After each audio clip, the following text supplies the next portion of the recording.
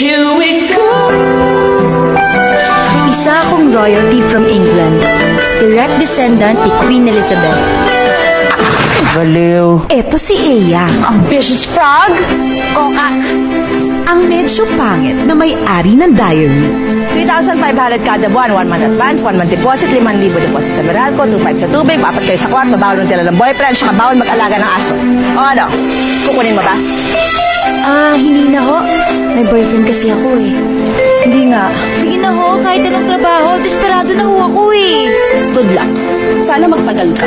You don't have to be rude. Tama! Sino to? Si Cross, ang crush ng bayang pogi nga. Monster naman. Ang anak ko is human, but also he is half halimaw. Mukha mo pala yun. Akala ko connect the dots. Ay! Pangit na nga. Lampa pa. Paano nga ba kung ma-in-love ka sa isang taong alam mong hindi ma-in-love sa'yo kahit kailan?